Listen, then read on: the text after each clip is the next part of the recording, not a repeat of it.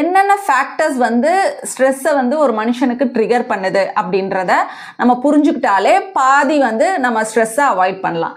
So நம்மளுடைய again WHO வந்து இந்த ஸ்ட்ரெஸ் ஃபேக்டர்ஸ் நிறைய ஏகப்பட்டது இருந்தாலும் எல்லாத்தையும் ஒரு 5 குரூப்பில் வந்து போட்டு வச்சுட்டாங்க.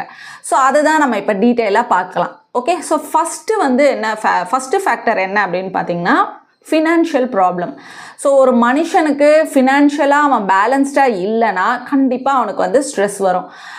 ஆக்சுவலாக நம்ம இந்த தமிழ்நாட்டில் மெயினாக பர்டிகுலராக பார்த்தீங்கன்னாக்கா இந்த படங்கள்லாம் வந்து காமிப்பாங்க. பணம்ன்றது ஒன்றும் ஒரு பெரிய விஷயம் இல்லை, பணம் ஒரு காகிதம் தான் அப்படின்னு சொல்லிட்டு நிறைய ஹீரோஸ் டைலாக் பேசுகிறதெல்லாம் பார்த்து நம்ம வளர்ந்துருப்போம். அதனால் அந்த பணம்னாலே அது ஏதோ ஒரு குற்றம் அப்படின்ற மாதிரியான மனநிலையில் பிலீஃப் சிஸ்டமில் நிறைய பேர் இருக்கிறத நான் பார்த்துருக்கேன். ஸோ இதெல்லாத்தையும் நம்ம வந்து தூக்கி போட்டுட்டு பணம்ன்றது ரொம்ப இம்பார்ட்டண்ட்.